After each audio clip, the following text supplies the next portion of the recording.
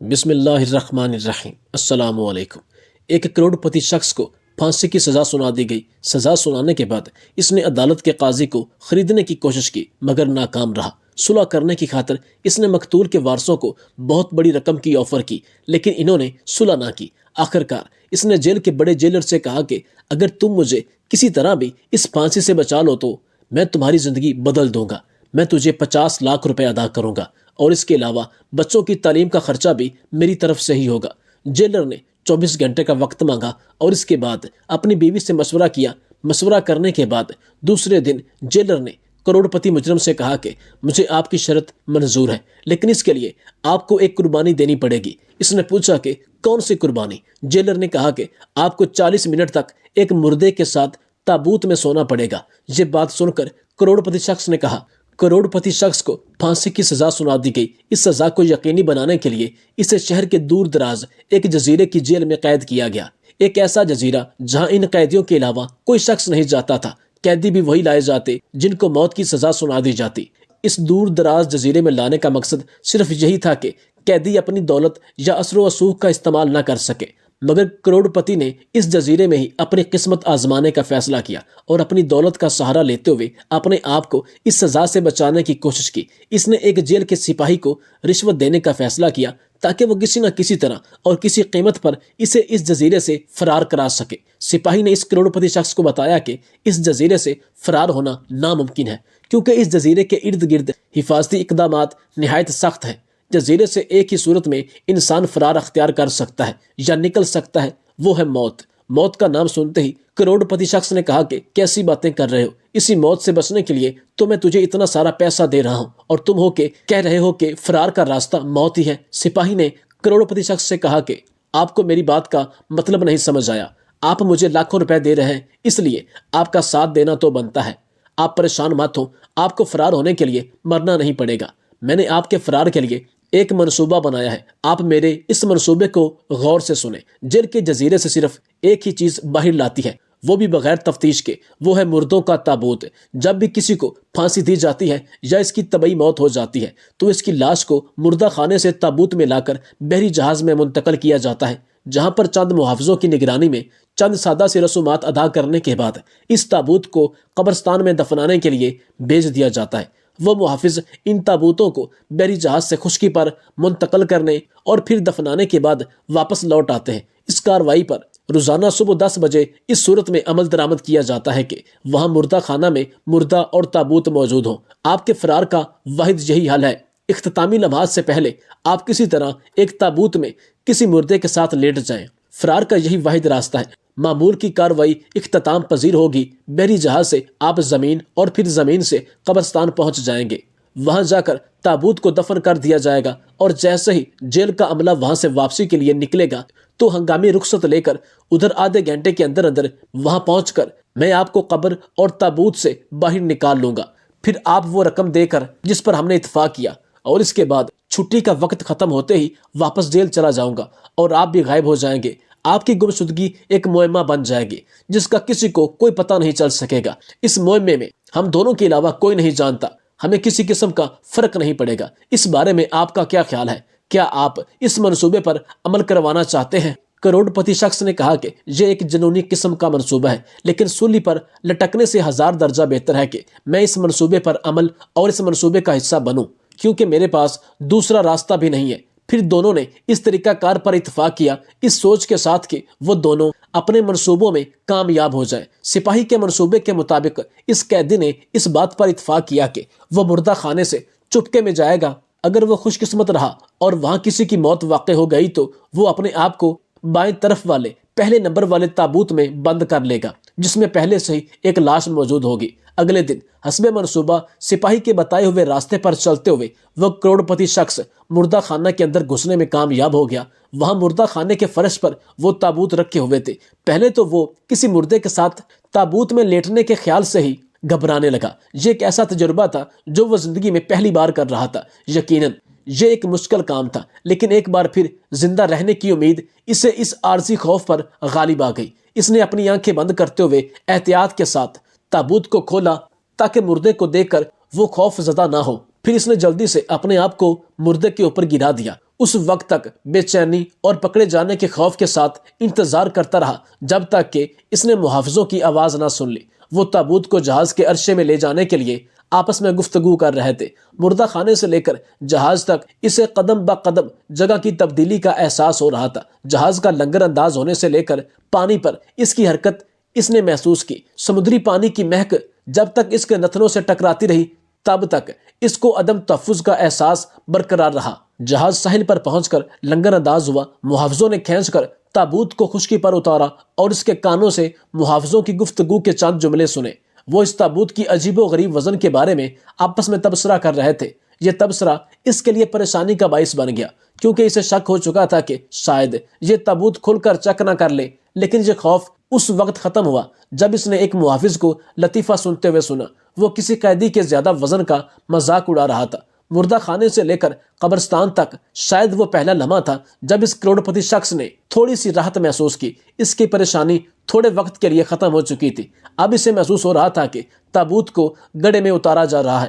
چند لمحے بعد اسے تابوت کے اوپر والی سطح پر مٹی بکھیرنے کی آواز سنائی دی اور محافظوں کے بولنے کی آواز آہستہ آہستہ کم ہوتے ہوتے ختم ہو رہی تھی۔ اب وہ ایک اندھیری قبر میں عجیب و غریب صورتحال سے دو چار تھا۔ اس کے دل کی کیفیت بہت ہی عجیب تھی۔ وہ ایک انسانی لاش کے ساتھ 3 میٹر کی گہرائی میں دفن تھا، اور وہ بھی زندہ، اور ہر گزرتے لمحے کے ساتھ اس کے لیے سانس لینا مشکل ہوتا جا رہا تھا۔ اس نے دل ہی دل میں سوچا کہ اسے سپاہی پر بھروسہ نہیں کرنا چاہیے تھا۔ وقت گزرتا جا رہا تھا لیکن اس نے اپنے وعدے کو وفا نہ کیا اور ابھی تک میری مدد کے لیے نہ پہنچ سکا۔ لیکن وہ یہ بات بھی جانتا تھا کہ دولت سے محبت بہت بڑی طاقت ہوتی ہے۔ انسان دولت مال کی چاہ میں کچھ بھی کرنے کو تیار ہو جاتا ہے۔ اسے اس بات کا یقین تھا کہ وہ سپاہی مال و دولت کی ہوس میں اور اتنے پیسوں کے چاہ میں اس کی مدد کے لیے ضرور آئے گا۔ انتظار بڑھتا جا رہا تھا۔ جسم پر پسینہ بہنے کا احساس یوں ہو رہا تھا جیسے اس کے جسم پر ہزاروں چیونٹیاں آہستہ آہستہ رینگ رہی ہوں۔ اس کی سانسیں تیز ہو رہی تھیں اور حبس کی وجہ سے اس کا دم گھٹ رہا تھا۔ خود کو مطمئن کرنے کے لیے اس نے خود سے ہی باتیں کرنا شروع کر دی۔ وہ خود سے کہہ رہا تھا کہ بس 10 منٹ کا مزید انتظار کر لو، اس کے بعد سب کچھ ٹھیک ہو جائے گا اور وہ پھر سے آزاد فضاؤں میں سانس لینے کے قابل ہو سکے گا۔ سانس میں دقت کے باعث اسے کھانسنا پڑا۔ مزید 10 منٹ بھی گزر گئے۔ اس نے دل میں سوچا کہ قبر کی آکسیجن ختم ہونے والی ہے، لیکن وہ سپاہی ابھی تک میری مدد کے لیے کیوں نہیں آیا؟ وہ یہی سوچ رہا تھا کہ اسے دور سے کسی کے قدموں کی آہٹ سنائی دی۔ ان آوازوں کی بدولت اس کی نبض تیز ہو چکی تھی۔ اس نے خود سے کہا کہ یہ ضرور وہی سپاہی ہوگا، لیکن اس کی مایوسی میں اس وقت اضافہ ہوا جب آواز قریب ہو کر کم ہو گئی۔ اسے محسوس ہوا کہ اسے ہسٹیریا کا دورہ پڑنے والا ہے۔ اسے محسوس ہونے لگا کہ اس کے نیچے والی لاش حرکت کر رہی ہے اور اس کی بے بسی پر طنز کر رہی ہے۔ اچانک اسے یاد آیا کہ اس کی جیب میں ماچس کی ڈبیا ہے۔ اس نے سوچا کہ وہ ماچس کی تیلی سلگا کر اپنی کلائی پر بندی گھڑی پر ٹائم دیکھ سکتا ہے کہ سپاہی کے وعدے کے مطابق کتنا وقت گزر چکا ہے اور کتنا باقی ہے۔ اسے اس بات کی امید تھی کہ سپاہی کے بتائے گئے وقت میں ابھی بھی کچھ ٹائم باقی ہے۔ جب اس نے ماچس کی تیلی سلگائی تو آکسیجن کی کمی کی بدولت تھوڑی سی مدھم سی روشنی آئی۔ شعلے کو گھڑی کے قریب لا کر اس نے دیکھا تو پتہ چلا کہ 45 منٹ سے زیادہ کا وقت گزر چکا ہے۔ وہ یہ دیکھ کر خوف زدہ ہو گیا۔ مدھم سی روشنی میں اسے محسوس ہوا کہ اس کا چہرہ مردے کے چہرے کے بالکل قریب ہے۔ اس نے خود سے اس سوال کیا کہ مردے شخص کا چہرہ دیکھنا کیا اسے مزید خوف زدہ کر دے گا؟ کیا وہ اس مردے سے اس تنہائی میں ڈر جائے گا؟ تجسس اور خوف کے ساتھ اس نے اپنی گردن موڑی، شعلے کو لاش کے چہرے کے قریب لے گیا۔ دہشت کے مارے اس کی آنکھیں پھٹی کی پھٹی رہ گئی اور اس کے رونگٹے کھڑے ہو گئے۔ اسے اپنی آنکھوں پر یقین نہیں آ رہا تھا کہ یہ تو اسی شخص کا چہرہ ہے جس نے پیسوں کی خاطر اسے زندگی کی امید دلائی تھی۔ یہ اس سپاہی کی لاش تھی جس کی امید کی بدولت اس نے اپنے آپ کو زندہ تابوت میں دفن کیا۔ شعلوں کے مدھم ہوتے ہی اسے اپنی زندگی کی شمع بھی ختم ہوتی دکھائی دے رہی تھی۔ اسے اس بات کا یقین ہو رہا تھا کہ اس کی دولت، اس کا مال اس کے کوئی کام نہ آ سکا۔ وہ اس بات کا قائل ہو چکا تھا کہ تقدیر کا مقابلہ نہیں کر سکتا۔ انسان کو جب مال و دولت اور اسے جسمانی طاقت میسر ہوتی ہے تو وہ سمجھتا ہے کہ وہ اس دنیا کا طاقتور شخص ہے، کوئی اس کا مقابلہ نہیں کر سکتا، نہ ہی اس کا کچھ بگاڑ سکتا ہے۔ اس کے پاس اتنی دولت ہے کہ کسی کو بھی خرید سکتا ہے، لیکن انسان کی زندگی میں ایسے لمحات ضرور آتے ہیں جب وہ بے بس ہو جاتا ہے۔ اسے اس بات کا یقین ہو جاتا ہے کہ اس کی دولت اس کے کام آنے والی نہیں ہے۔ اس کی اولاد اور مال بھی اس کے لیے اجنبی ہو چکے ہیں۔ اب ایک ہی چیز اس کے کام آئے گی وہ ہے نیک اعمال، جس کی بدولت وہ عذاب الہی سے بچ سکتا ہے۔ غریب گھرانے کی لڑکی کی شادی تھی، مگر جہیز کا سامان پورا نہیں تھا۔ لڑکی کے والدین بہت پریشان تھے۔ ایک بینک کے ملازم کو جب اس بات کا پتہ چلا تو اس نے اپنی تنخواہ میں سے 40,000 کی بچت کر کے لڑکی کے باپ کو دینے کے لیے روانہ ہوا۔ جب وہ بس پر سوار ہوا تو کسی چالاک جیب کترے نے اس کی جیب بڑی صفائی سے کاٹ لی۔ گھر جا کر جب جیب کترے نے بٹوا کھولا تو اس میں 40,000 کے علاوہ ملازم کا شناختی کارڈ بھی تھا۔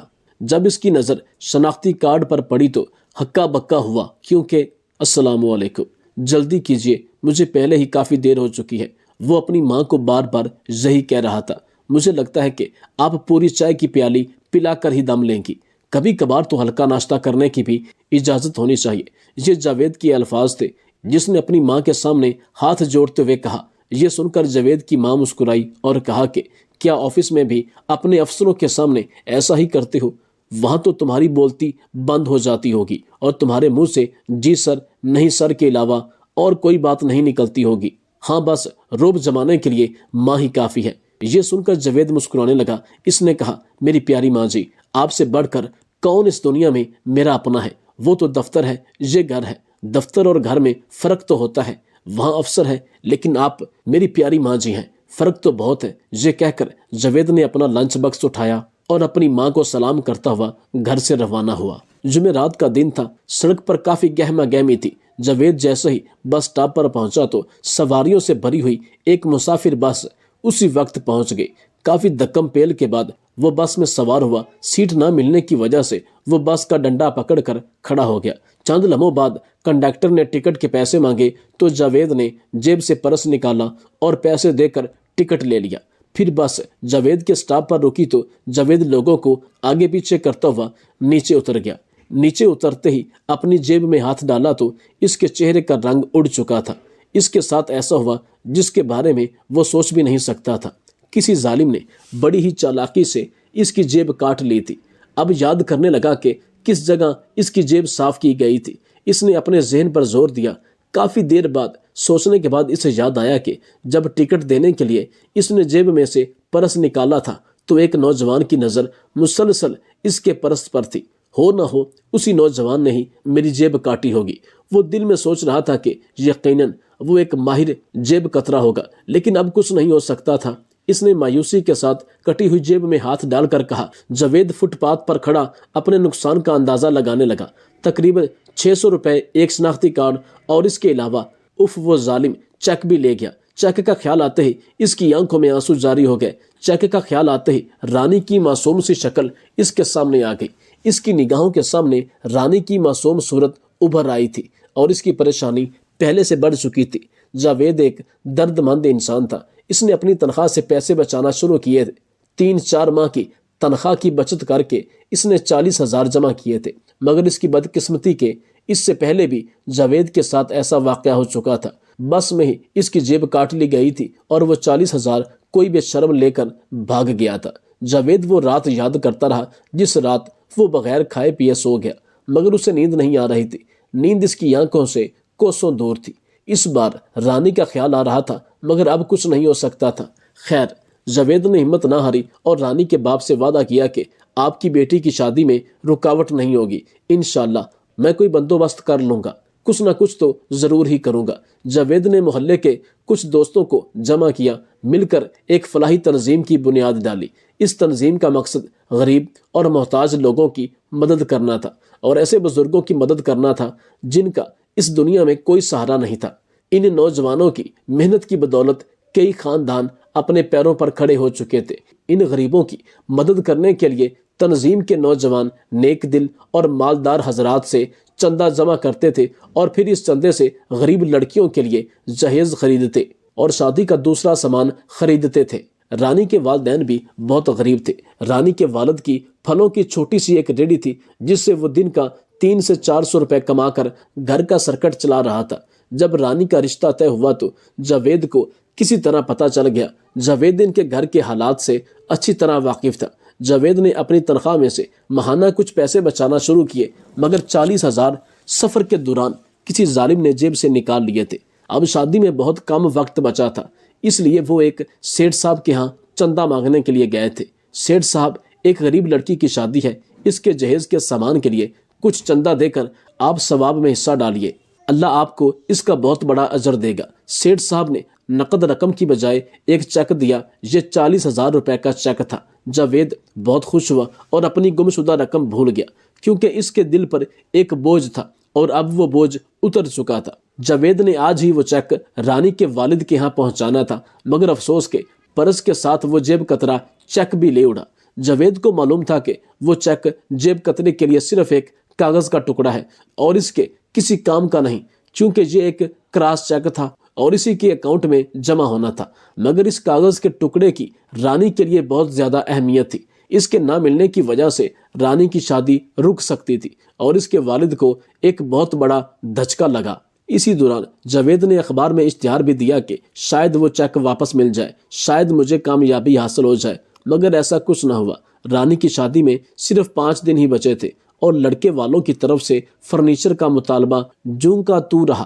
ایک دن جاوید اپنے دفتر میں بیٹھا پریشان نظر آ رہا تھا کہ اچانک دفتر کا چپڑاسی ایک لفافہ لے کر جاوید کے پاس آیا۔ یہ ایک خط تھا جو جاوید کے نام پر ہی تھا۔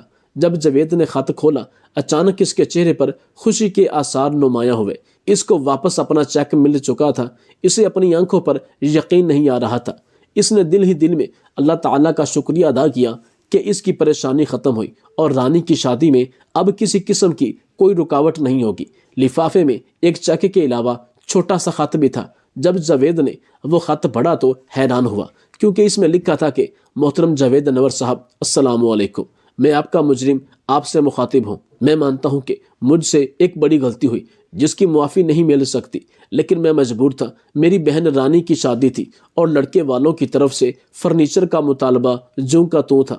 میرے پاس کوئی راستہ نہیں تھا، نہ ہی میرے پاس کچھ پیسے تھے، نہ مجھے کسی سے ادھار مل سکتا تھا، تو مجبوراً یہ قدم اٹھانا پڑا۔ آپ کا پرس میں نے ہی لیا تھا۔ پرس میں 40,000 کا چیک تھا جو میرے کام کا نہیں، کیونکہ وہ ایک کراس چیک تھا، صرف اسی کے اکاؤنٹ میں ہی جمع ہو سکتا تھا جس کا نام اس پر لکھا تھا۔ میں نے خط کے ساتھ وہ چیک بھی آپ کو واپس بھیج دیا ہے۔ امید ہے کہ آپ اس ضرورت مند بھائی کو معاف کر دیں گے، ایک ایسا بھائی جو اپنی بہن کی خاطر یہ غلط قدم اٹھانے پر مجبور تھا، مگر پھر اسے اپنی غلطی کا احساس ہوا۔ اگر یہ کراس چیک نہ بھی ہوتا تب بھی میں اسے کیش نہ کرواتا اور آپ کو واپس بھیج دیتا، کیونکہ ID کارڈ پر میں نے آپ کو دیکھ لیا تھا اور میں اچھی طرح جانتا ہوں آپ نے اس علاقے میں تمام گھروں کی مشکلات کم کرنے کی کوشش کی ہے، ایک فلاحی تنظیم بنائی ہے، اپنے ساتھ نوجوانوں کو ملا کر کئی گھروں کے روزگار مہیا کیے ہیں۔ اسی لیے میں ایسے شخص کا دل نہیں توڑ سکتا تھا۔ ایک بہن کے مجبور بھائی کا یہ خط پڑھ کر جاوید حیران ہوا اور دل میں سوچنے لگا کہ وہ خود ہی یہ چیک اس کے باپ کو بھیجنے والا تھا۔ اگر رانی کا بھائی اللہ پر بھروسہ رکھتا اور صبر سے کام لیتا تو پیسے تو ویسے ہی اسے ملنے والے تھے، مگر اس نے غلط راستے کا انتخاب کیا، خود بھی پریشان ہوا اور مجھے بھی پریشان کیا۔ خیر، یہ بات بہت بڑی تھی کہ اسے اپنی غلطی کا احساس ہوا کہ وہ غلط راستے پر ہے۔ جاوید وہ چیک لے کر رانی کے والد کے پاس آیا اور اس کی خدمت میں وہ چیک پیش کیا۔ رانی کے والد نے جاوید کو گلے سے لگایا، اس کی آنکھوں میں خوشی کے آنسو تھے۔ جاوید نے اس کے آنسو صاف کیے اور کہا، بابا جی، یہ ایک بھائی کی طرف سے اپنی بہن کو ہدیہ ہے، یہ میرا آپ پر احسان نہیں۔ دوسرے ہی دن جاوید اپنے گھر میں ناشتہ کر رہا تھا کہ دروازے پر دستک ہوئی۔ جاوید نے دروازہ کھولا تو بلال، اس کا دوست، باہر کھڑا تھا۔ اس نے جاوید سے کہا کہ بھائی، اگر ہو سکے تو میرا ایک کام کیجیے۔ میرے رکشے میں کل ایک بوڑھی عورت سوار ہوئی، میں نے بیک میرر سے دیکھا کہ وہ زارو قطار رو رہی تھی۔ میں نے اس سے پوچھا کہ ماں جی، کیا بات ہے، کیوں رو رہی ہو؟ تو اس نے کہا کہ اگلے ہفتے میری بیٹی کی شادی ہے۔ لڑکے والوں نے جہیز کی فرمائش نہیں کی، اللہ ان کا بھلا کرے، لیکن مجھے پریشانی اس بات کی ہے کہ میری بیٹی کے پاس پہننے کے لیے شادی کا جوڑا تک نہیں، میرے پاس اتنے پیسے نہیں۔ آج کل کی مہنگائی میں میرے لیے یہ ممکن ہی نہیں کہ میں دلہن کا جوڑا خرید سکوں۔ میں نے ماں جی سے وعدہ کیا کہ آپ پریشان مت ہوں، شادی کا جوڑا میں آپ کو لا کر دوں گا۔ بعد میں سوچنے لگا کہ شادی کا جوڑا کہاں سے لوں، کیونکہ آج کل 15 سے 20 ہزار سے کم جوڑا نہیں ملتا۔ میرے دماغ میں ایسا ہی خیال آیا کہ بھابھی کی شادی کا جوڑا اب بھی اس کے پاس ہی ہوگا، اس نے بھی ایک ہی دن پہنا ہوگا۔ میں تم سے گزارش کرتا ہوں کہ بھابھی کا وہ جوڑا مجھے ایک دن کے لیے دے دو، غریب لڑکی ہے، एक दिन पहनेगी, फिर वो जोड़ा भाभी को मैं वापस कर दूंगा। जावेद ने जब ये सुना तो बिलाल को गले से लगा लिया और कहा कि मेरे दोस्त, तुम्हारे दिल में जो ख्याल आया ये ख्याल नहीं, एक नेमत है इन लोगों के लिए जो इस महंगाई में महंगे जोड़े अफोर्ड नहीं कर सकते। जावेद ने अपनी बीवी का वो जोड़ा बिलाल को दिया और बिलाल ने शादी से एक दिन पहले इस बुढ़िया को जोड़ा दिया और कहा कि इस्तेमाल के बाद मुझे वापस कर दीजिएगा। बुढ़िया ने बिलाल को दुआएं दी। शादी के बाद बुढ़िया ने वो जोड़ा बिलाल को वापस कर दिया।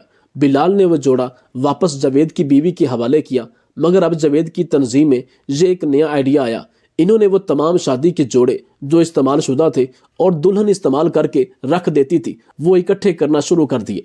लोगों ने इनका साथ दिया क्योंकि ये एक नेक काम था। इन्होंने मुख्तलिफ जगहों पर इश्तिहार लगाए कि हम गरीब बेटियों के लिए जोड़े जमा कर रहे हैं ताकि इनके लिए आसानी हो। अगर कोई इस खैर के काम में हिस्सा लेना चाहता है तो शादी के इस्तेमाल शुदा जोड़े हमें दे सकता है। लोगों ने अपना दिल बड़ा किया, जावेद का इस तंजीम में साथ दिया और ये आइडिया काफ़ी हद तक कामयाब हुआ, क्योंकि तकरीबन एक महीने के अंदर अंदर 1500 शादियों के इस्तेमाल शुदा जोड़े जमा हो चुके थे जो किसी न किसी गरीब घर की लड़की पहनकर वापस कर देती। जावेद ने सोशल मीडिया पर भी इस तहरीक को चलाया। अपने एड्रेस के साथ लिखा कि किसी भी गरीब घर की लड़की को अगर शादी के जोड़े की ज़रूरत है तो हमसे ले सकते हैं, बिल्कुल मुफ्त। देखते ही देखते काफ़ी सारे ख़ानदानों ने जावेद से रब्ता किया और कई ख़ानदानों के ये मसाइल हल हो गए। मैंने इस बात पर गौर किया कि सिर्फ शादी के जोड़े ही क्यों, हमारे घर में कई ऐसी चीज़ें हैं जो बिल्कुल नाकारा पड़ी रहती हैं और कई कई सालों तक अलमारियों की जीनत बनी रहती हैं, वो कोई भी इस्तेमाल नहीं करता। कई ऐसे बर्तन हैं जो जहेज़ के नाम पर दिए जाते हैं लेकिन वो इस्तेमाल नहीं होते। कई ऐसे जूते भी होंगे जो दुल्हन को जहेज़ में दिए जाते हैं लेकिन सारी ज़िंदगी इनको कोई इस्तेमाल नहीं करेगा।